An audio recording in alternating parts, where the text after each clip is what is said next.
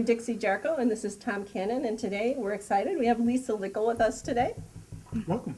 Hello, thank you. Good to be here. So you have your hands in a ton of things. I do. Tell us about it. You have books and editing and... Right. Well, I started in about 2001 taking a course from the Christian Writers Guild, and that kind of started me off with just kind of learning the ropes and learning how to do things as far as the publishing world, just to kind of get my feet wet. And at that time, I wrote my first novel and started out actually with journalism, writing short stories and newspaper articles, and got my feet wet a little bit that way too. Mm-hmm. So by the time I had my first novel signing in 2007, and I signed with an agent about the same time, kind of learned, how to write novels, and signed 2 contracts, and then after that realized I had no idea what I was doing. Now, you made it seem very easy. Oh, I just went on. Was it that way? Or I know different people say, oh, it was easy, and different people are like, oh my gosh, it was a struggle. I was very, very surprised at how it flowed, and I think because of the coursework that I did, teaching me how to do it and pacing and that kind of thing. Although I do have to say that I actually finished the novel in time for a contest before the last lesson, which was all about point of view. So had to very quickly rewrite the book. Did pretty well in the contest, but it turned out that it was a comfortable thing for me to do, and so I've never really looked back, although I've just started to learn how to write novellas as well, which is a whole different ballgame. And what's a novella? A novella is a shorter book. They're becoming more popular now as our attention span is shrinking in America. So they're actually very long short stories, probably between 50 and 80 pages on average. And most of those go with an ebook. That's correct? correct. They don't get printed. That's correct. The world has changed even since I began writing and publishing in 2007, 2009. It used to be, do-it-yourself books were completely taboo, and and that kind of thing. And e-publishing was only just starting. One of those fad things like beta tapes or something. And but you can see the world has changed. So how many books do you have out, and how many are e-books? And I have 20 books out now, and actually I don't think any of them are strictly ebooks anymore. They're all available either as an anthology, some of the short stories too, actually, that I've written, and both print as well. Nice. And Audible. Yeah. I have just launched into the Ooh. Audible. Now, did your publisher come up and say, "Oh, we're going to put you in Audible," or did you pursue it? How do you, how aggressive are you with? Oh, let's try Audible, or do they bring it to you? In this case, the Audible books are for the children's stories, and that series, it's a series of 6 books, which were published with, the illustrator has her own company, and so Oh, wow. that was our choice to do that. Nice. And so we went out and found people and just had it worked on, and it's been a very interesting experience. Now, the publisher, both Dixie and I are published by the same publisher, Prism Book Group, and the publisher is pretty aggressive as far as Audible books with that, too. And so some of our books she puts out as a publisher, but so far I don't think we have, none of my Prism books have been published yet through Audible with that. And so your Prism books, what do they do for you as far as publicity and getting the word out about your books? Yeah, every publisher is different. I've been published by 5 different small publishers as well as 1 large publisher, and most of them do their publications, their marketing online these days, and so we belong to a very aggressive and very active Facebook group, which is really a benefit. Not all of my publishers have that, and not all of their authors are encouraged to do that. So each of us brings, our own wealth of people who follow us, and we all work together to help each other. So And she that does is that. awesome because a lot of times on Amazon you need a certain number of reviews to be successful or even considered for some of the lists, and our authors will review each other. which is nice, and I have people, I'm reading a book now that is just something I wouldn't normally read, but it's like, oh, this is really pretty good. So it helps me to see different phases of what other people are writing, because I don't have a lot of time to read when I'm in the midst of writing or editing, which it seems like I always am. But it's Yes. nice to have somebody else that you can say, I don't have to say to Tom, I got another one, can you look at it and review it? Because you keep seeing his name. But, I have 20, 30 people I can ask. Oh, So Tom that's does kinda reviews? nice. Tom, you do? Tom does. He's another one. Add him to your Oh, list. I will have to add Tom to my Absolutely. list. Yes. And that's one thing that we don't think of. We need people from all walks of life and both sexes. The books that I write, even the so-called romance books and I still always write it with guy audiences in mind Yeah. because, wow, believe it or not, men do, there's a lot of men guys do who- read. Yeah. So Well, and they read romances, which was surprising to me, but they really actually I do, was shocked at the number of men who actually write romances. Yeah, yeah. There's probably more that write it than read it. Yeah, so and always looking for different distributors as well. Our publisher also publishes through Smashwords, which the library is able then to buy books through that for lending, which is very important. Yeah, that's nice if you can get into libraries. Mm-hmm. So I know you do a lot of promotion. I've seen you at pretty much every event I've been to. In Wisconsin, absolutely, Yes, yeah. how many do you do a year, and how does that figure into your overall plan? Do you have a plan?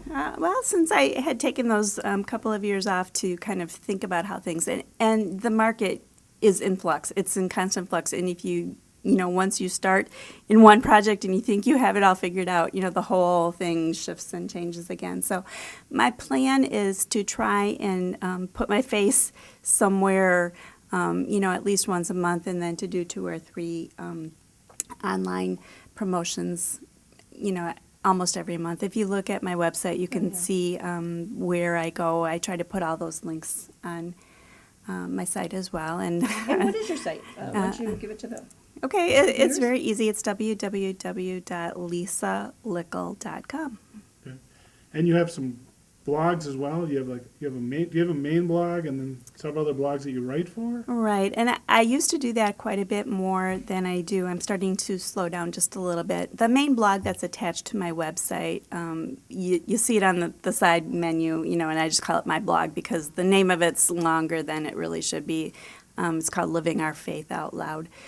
And I do a lot of promotions with other people, and networking, is really the way to go around. So I support as many of people as I can. I get an awful lot of requests for review, probably 3 or 4 a month, which I try to honor. That's a lot. It's a lot, although I 'Cause can you're be still picky. writing and, I'm still trying to write, yes. And then I have a blog that's been going strong for maybe 7 or 8 years, but it'll probably be fading out pretty soon, called thebarndoor.net, which was a lot of fun. It gathered a lot of Midwestern people to just talk about what it was like to live in Wisconsin. And as part of kind of spreading the joy and the love, we authors tend to want to just talk to other authors and writers, and that's not really a good thing. We only have so much money, and we tend to be very cheap as far as buying each other's material. So we do need to go out and be where the readers are, and so that was a good idea. And then I do some professional blogging as well. One is author culture.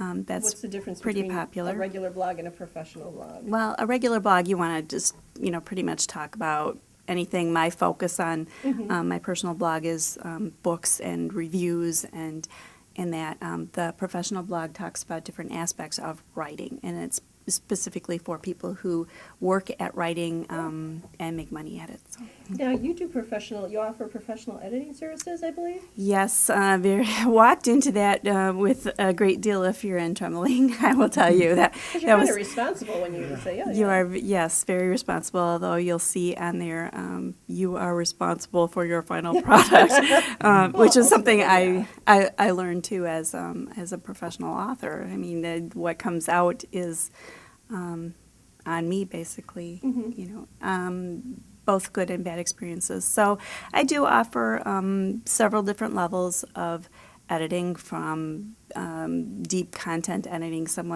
and lessons. I get a lot of people who say, "Oh, I just wrote my first book. Can you help me?" to, how do I do this now? And so I've gotten involved with a marvelous group that came out of Wisconsin Writers Association called Novel in Progress Book Camp. And so we have been offering a week-long camp in May every year. We've done that for 3 years now, just down near West Bend, for people who are in the process of writing a novel and want to spend time with professional people, take some workshops and do that. And we've just branched out now because of so many people wanting to write books, and because the do-it-yourself world is opening up now, where people can, you can actually dream and do it, and have a book. You don't have to wait forever and ever for someone to, to buy it from you. So we're starting to offer one-day workshops for people who are in the beginning journey of that. So how do I do this now? And so what are the advantages of taking a workshop? Why do you need to take a workshop such as that? Well, number one, learning how to do it right. I mean, sure, you can go on the internet and, and you can do what you want to, and you wouldn't believe how many people just, I'm going to write a book. Get my notebook and my pencil out and start writing a book. I wrote 10,000 words. I've got it. I've read it twice. Now what do I do? So yeah, I know those people. yes, and some of them approach you and they find out what you're. So networking with all kinds of people in all kinds of phases is really a key part of this. I'm sure writing can be a lonely process, and it should be in order to get something done. But working with other people who know what they're doing. I noticed that you are involved with a variety of writing communities. You have like you said, the Novel Progress Book Camp, Council of Wisconsin Writers, Yes. Chicago Writers Association, Women's Fiction Writers of America. So that's more time and more contacts, More contacts. which are invaluable. You never know when a door Right. door closes, a window opens. That's right. And you do. Although we are all trying not to live in each other's pockets as authors, we all have different fan bases that we bring with us, and I think it's important. So do you have an actual plan written out? Like I've heard, the 5-year plan, where I want to be in 10 years. Do you have one of those, or are you just open and enjoying the experience? Well, right now I've kind of settled into this, doing a lot of, probably 60% of editing and working with new writers. And, after 24 books, I'm not tired of writing, but my focus has shifted a little bit. And, I'm kind of at the mercy of my clients, and that does take away from the personal time that I have writing. I've written a lot of different things. I've had, varied successes, varied flops, like everybody. Done a lot of the genres that I've tried to do. So, I'm at a comfortable place now where I don't feel like I have to say something, anymore with my personal work, and I can shift more into helping other people. So I'm not going to give up writing, but I'm not as focused on it as I am. Okay, so could you tell us what advice you'd give to a first-time writer, or what advice you wish that you had known starting out? And that is going to be one of the classes that I'm teaching for. So that is. The advice I give to people is to hook up with somebody who knows what they're doing, first of all. They can only say no. And I've had that happen to me, too, especially when I was first starting out. Can you help me? Can you tell me this or that? And, either they have time or they don't have time. The advice I give is it's work. It's a little bit of work. Do it right. Find people who know what they're doing. Know what it is that you're writing. So many people I'm going to write a book, and they have no idea what it is that they're writing about. Are you going to write a mystery? So if you learn different parts, different things, how different kinds of work, different kinds of fiction, novels, 'Cause people will say, it defies genre. There's no, I can't fit in anywhere. And I'm like, well, if you're going to try and tell a publisher that, they want to know where they're going to market it. You a have to know. bookstore, a library wants to know where to put it on the shelf. So if you don't know where your book's going to go on the shelf, take a step back and think about this. Yeah. So that's my first advice and second piece. You said you had worked with big publishers and small publishers. What's the difference? What's your impression? Well, a big publisher takes a little bit more control away from you, which can be a good or a bad thing. There are some of us who just like to write and don't care about anything else. about the process. They don't care about editing. They don't care about marketing. They don't care about the title. I don't even care about the cover, to people who want to have their finger on every single piece of the pie. That's me, because I don't care. Once I've written it, I'm like, take it, go away. I want to do Right. something else Yeah, now. and the community that we're part of too with Prism Book Group, you can have a little bit of both in there if you want to. So, so a bigger publisher will tend to do that more for you. Bigger publishers, some of the top ones have their own system of publicity. They have their own ins and outs, whereas medium publishers and smaller publishers, you get less and less help depending on the passion of the publisher, her or his self. And everyone's just a little bit different as far as what they expect from you. Now, you've gone the agent route, too, where an Yes. agent takes it and then tries to shop it around. What's that process like? Yes, I've had 3 agents. I'm not Oh. fickle, really too fickle. But you have to decide what it is that you want to do with an agent. These days, again, most authors are expected to do so much more of their own publicity that, it's not wrong to dream big. An agent is a person who's supposed to be able to have their foot in the door to places that you can't go yourself. That won't to. accept That unagented. Won't accept unagented material. So the first agent that I was fortunate enough to sign with was kind of getting closer to retirement, and we just didn't place the material that I had ready, and I wasn't ready really yet then either myself. So a friend of mine who had been an agent recommended another person who specialized in mysteries, and we worked together for about 10 months, but that was about the time that the whole tide was shifting as far as some of the bigger publishers folding, and even many of them even just went right out of working with fiction. And so, again, more and more markets shrank and closed. And then the last agent I was with was very good, but she was new.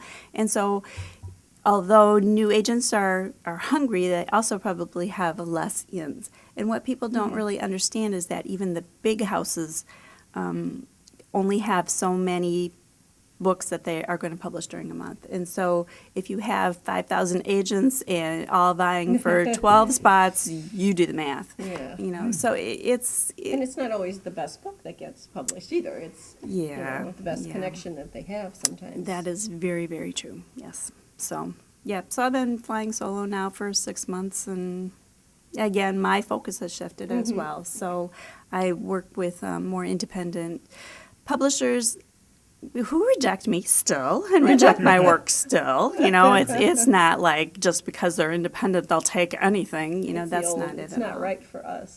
Yeah, and you got to respect that Yeah. because that means they're true to what they're trying to do, and they're going to do a good job That for they have a you. vision, And they're passionate, perhaps. And right, and they have high standards. Yes, thank Which you. doesn't mean which doesn't mean that you're bad, just means it's not true. Like they're gonna say in their form letter, it's not what we're looking for. They're looking for something else that they can be passionate about. Or I had an agent who said, I love it, but I'm already working on something that's vaguely similar, and Yes. I, can't handle it right now, but best of luck. And I Yeah. was like, I'm just going to frame that one because it's kind of positive. That's right. That's right. Yeah. So did you make a conscious choice then not to go with an agent? For now, I am. Yes. Yes. We'll just put it that way. It's not that I'm not looking, and not that I, don't know. But I would. The manuscripts that I have written now, the bigger ones with bigger issues, have all been placed with publishers right now. So I don't really have something that I'm looking for to make it big anymore. Have I given up the huge dream to have, a HarperCollins book? Not really, but, I'm satisfied with what I'm doing right now. Absolutely. Has your writing changed from yes. first to last? Oh, Do you yes. read those old ones? now? Yeah, old ones and cringe or go, oh, that was pretty good. My writing, if you're not growing, you're dead, basically. Yeah. So you're going to change and grow, the writer who doesn't grow and adapt and change. But because I never really grew up and put my foot in to say, I write romantic mysteries or I write suspense, or my writing is so different, and it still is. And I feel really good that I can write a funny, short little romance and a deeply serious issue-driven women's fiction, at the same time. So where do your ideas come That's from? what I was gonna. And that's the other class I'm teaching in October, those two classes. In fact, the title of it is Where Do Ideas Come From? Most of my ideas are ripped from the headlines, basically. Newspaper things, issues that are going on these days. Family history is a really good place to get one, too. Heck, go to Walmart and Family. yeah, how much will we believe of this? But yeah, I mean, go to Walmart and sit on the bench on the wall and just make up watch. stories and people Yeah. watch. So those are big things. Obituaries. Oh my goodness, I've started to become an obituary reader. Yeah, I read them too. Yeah. Yeah. Do you ever start something and then just drop it and say, no, it's not working for me? I haven't completely given up on a project, if that's what you mean. Yeah. No, I haven't. No. Do you still read haven't. books and then stop if you don't like them? Ooh, That's a tough one, isn't it? Yeah, I've only actually started to do that, deciding I don't have time for this. Yeah. It's not really meeting my needs. If I'm writing books for reviews, my reading for pleasure has shrunk a lot. So so when I'm reading for review, I kind of feel obligated to at least get to the point where I can write the review on it. So do I finish everything I read? No. Do I finish everything that I would like to read? No, and I feel terrible about it. But I'm one of those people who Yeah. will read the end. Once I think I know what's going to happen, then I skip to the end. So Yeah, I notice your reviews tend to be very lengthy, and you follow kind of a process where you tell the whole story. Is that something you've learned to do? yes, I. 'Cause it's really helpful when I look and I see your review and I can, there's the story kind of, and Thank you. really good. On my blog, what I do is I do put in what the publisher has said about the book and then my own review, which, again, I try not to completely repeat, what you could read for yourself. But I will go through it and put my perspective on it. And I learned to do that from writing reviews for different other publications. They all have their own guidelines. Even, like for Chicago Writers has Windy City Reviews, and they have a pretty strict process about what they want to see in reviews. And so I try to keep some of those guidelines in it because, what do you want to get out of a review? Hey, I liked it, or, That's more like mine. Wow, this was great. Read it, and then I'm like, oh, this is weak. It's not telling people anything. So I've been trying to up my. Yeah, even if you just add things. a couple of sentences Just to about prove I read it, why. you know? Yeah, why. What is it Yeah, that attracted what you you to liked it? yeah. Then I think other people can read that and decide, oh, well, maybe I don't like that part, but I would like this part, about it. So And how important are reviews to an author? yes, they are So- crucial. So thank you. Yes, So yeah, if you read somebody's book, please leave a review. thank you. Yeah, people don't understand how important that is. I mean, you hear that people from other authors, people read their book, but they just don't even Yeah. think about leaving a review, and that's incredibly important Sure. on Amazon. Why does it? What is it? Why? I mean, just tell us why. It's Well, because important. if you go to Amazon, Yeah. you're going to look at the reviews to see, if other people like it, what they had to say about it. And if there's only 2 reviews, you're kind of like, not that popular. Right. Whereas if it has 16 good ones and maybe one that's a 4-star, you're like, well, 16 people liked it, kind of. Yep. So leave a review. It's a very important thing for a Sure. writer. And even if you're not a professional reviewer, you don't have to be. You can leave those, hey, I liked it because blah blah blah sentence reviews. That's okay. That's fine. So what's on the horizon for you? What do you have? Big projects coming up, or Yeah, I do. I just actually started working writing for hire and Ooh, wow, fell into that completely. Wow, that's exciting. Yeah, it was not A little something more stressful. It can be, yes. So I wrote. Can I Sure, disturb absolutely, the yeah. pile here? We're hoping to dig into the pile. I'm going to dig into my pile. It's not something that the family wanted to make public, but they are very proud of this. And the Ziegler family are one of the families who founded the city of West Bend, which is the community that I live in currently. Probably everybody's heard of the West Bend Company. If you've had a popcorn popper or a coffee maker or a bread maker or, something like that in the last, if you've ever cooked with a slow cooker, they developed it. The whole process back in the 20s. So that family helped, hired me to write the family biography, and so that consumed my life last That's summer. scary because they have to kind of approve it, right? They did, and actually, the scary part for me is that they are approving it. That I'm not going to write something that later on they're going to come back and say. So I'm in the It has to process. meet the needs of the whole family, not just Right. Yeah, you know. it was for the family, and so I'm going to be doing that again with a former senator. How interesting. Yes. And they just found me out of the blue. So Well, they probably got a referral, I would think. He said they no, said huh? no. So how do you go about researching? Do you talk to family members and things like that? Some interviews. We've already met a couple of times to discuss A what huge it is that they want. I just picture somebody trying to write our family, and you get like 2 or 3 different versions of the reality of. Well, that's kind of the fun of picking out who is going to read this and who wants it. We talked a little bit too. There's the different kinds of ways you can write for another person too. It can be strictly ghostwriting. It can be writing a biography, which is completely different, and writing an as told too, which is basically. You have to educate the people that you're hired by. Right. So when we went through it, we talked about what they wanted, and they wanted a biography. Well, you understand that my name is on the cover then, and I decide what goes in it, basically with your, your blessing.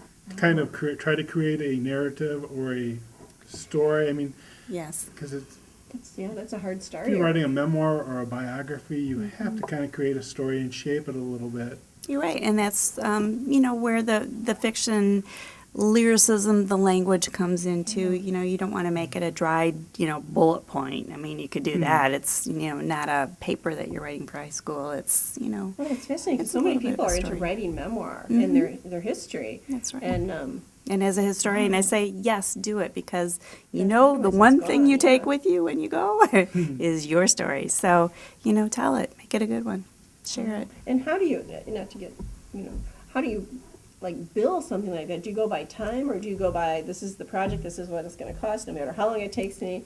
I mean, how do you decide that? For the first book with the family, I kind of had an idea of what I was going to do, and I write pretty quickly once I know, and I had access to their information. In fact, I had it at my house, so I could Oh, spend that's the easier, time yeah. that I wanted to on it, and so I billed the job as a straight job, and I was trying to do that again with this new family, but they were kind of skeptical. So we have a plan in place. I'll Okay. kind of keep track of how much time I spend, and I gave them a ballpark figure of what I think it would be, so they weren't shocked. Yeah. And 'Cause then that's an enormous amount of time. it is, and it's going to be a little bit of travel, which is interesting. And then they're going to have a little bit of a finger in it, saying, "Oh, don't say that about Uncle John." Oh yes, or oh yes, whomever. that's right. Wow. So- That part's important to me. This isn't a tell-all. This is, Oh, yeah. how my grandkids are going to remember me, which is what they want. Neat. So we have discussed how reviews are very important, that social media is very important. Just going to go back a little bit about going to conferences and stuff. We see at your conferences, we see you selling your book. Would you just talk a little bit about what your experiences are What with do you that? expect when you go to a conference? Oh, I that's know most people horrifying. don't sell a lot of books, but it's more than that. And is it important, right? Word of mouth, talking to people and getting Yeah, talking to people. that's the more important thing, really. Going to a writers' conference and hoping to sell your book to other people who want to write. I mean, you think it would be a good thing, but for don't the sell most that part, many, you don't yeah. sell that many. And probably the most disheartening conference I was at where I spoke and I taught was listening while I was packing up the bookstore at the end, listening to the wannabe authors kind of chatting around, "Oh, I'm so proud of myself. I didn't spend any money." And I'm thinking, okay. That is disheartening. I understand because that's, a little Right, bit how yes. I feel Well, it as can well. I mean, you buy every book, right? I Hey, try Tom to. is great. He really, and then Really? he reads them. Yeah, he does. I will have to have a conversation with you. Okay. About not doing that? Know about how many of mine do you have? Yeah, I did look. Yeah. Because you gave a talk at the Oshkosh Library, I believe, quite a while ago. Okay, yeah. And that's kind of why Dixie and I started this, because we really want to showcase authors. There's local authors. If you do a little bit of looking, you'll see them and support They're the at local. farmers markets, they're You know, at kind of library talks. buy local, but you can do that with your reading as well. That's And right. they are great authors. I Yeah, mean, we are fascinating. 24 books. I have met so many interesting people, even through some of the other publishers. You know, Dixie and I are part of the Prism book group, and we were, found by somebody who's also local, who lives in Fond du Lac. My Canadian publisher has Wisconsin authors whom I've met and interacted with, and it's just so much fun to, find some of these common ties as well. I also run a blog called Wisconsin Author Review, Okay.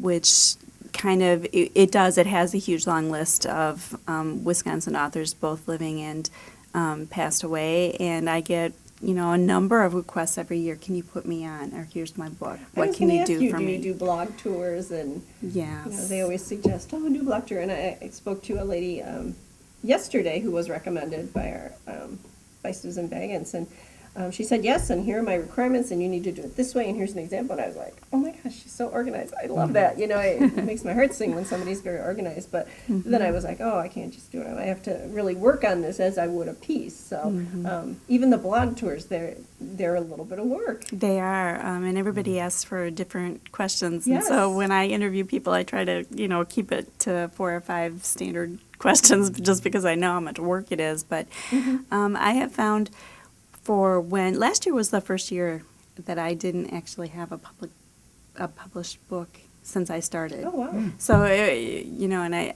I think that goes a little, but I was busy writing as well. So this year I have 3. You're making up for it this year. I am. I have 3 books. So I decided I was going to be organized really for the first time this year, and I got my spreadsheets out, and I said, here's this book, and here's who's gonna review it for me and gonna help me with this blog Do you tour want and to talk what about those 3 time. books that are coming out this year? Of course I do. See, all right, there you go. This is your opportunity. Oh, well, thank you. Well, 2 of them actually are with the Prism Book Group, and I'm very excited. One of them came out at the end of March already, and is part of the Prism Book Group is not strictly inspirational, but they focus more on inspirational lines. So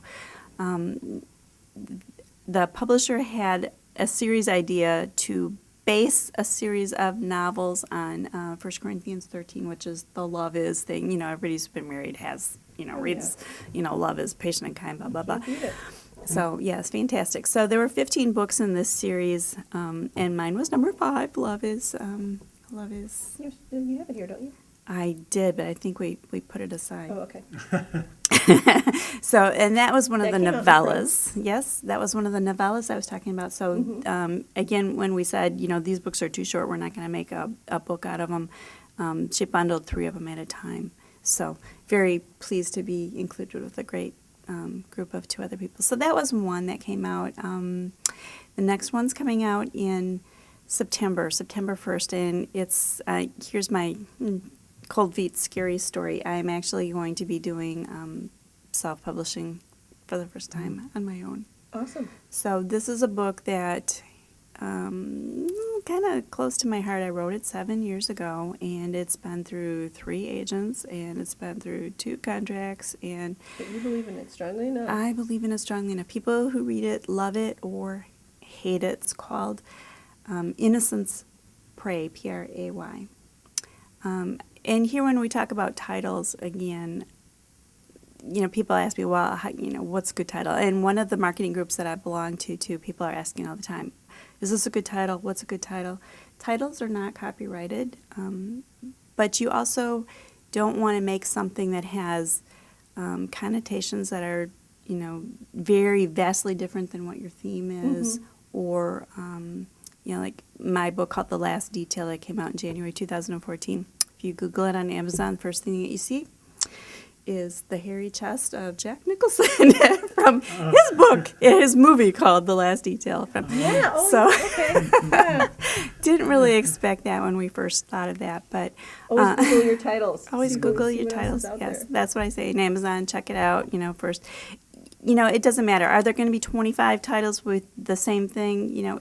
It's okay, but you do want yours to stand out. So Isn't the cover like covers, uber important? right. How do you pick up a book? What's the first thing that you do when you're book shopping? I look for length. I like a thick book. I like big books. I Yeah. cannot lie. I mean, I have a certain length Yeah. that appeals to me. Are you attracted to titles? Or, what is it that makes you, when you walk into the I love library the or the cover. Yeah. bookstore, what is it that makes Are you you a cover person? drawn to a book? Yeah, I think even subconsciously, even if you don't think you are, I think Yeah. you are a little Yeah. bit. And then you read the back, and then maybe you Title. flip it You open flip a it little. over, There's yeah. a process. Yeah. Because it kind of gives you a hint Yeah. of what the story is about. you Yeah. know? So So that was your Great. second book. So that's the second book that's coming out, and it's about a woman who gets caught up in an unethical stem cell treatment. And I wrote it at the time that I don't practice Catholicism. I'm a Protestant, but I have a lot of family members who are Catholic, and and I have great respect for the church, and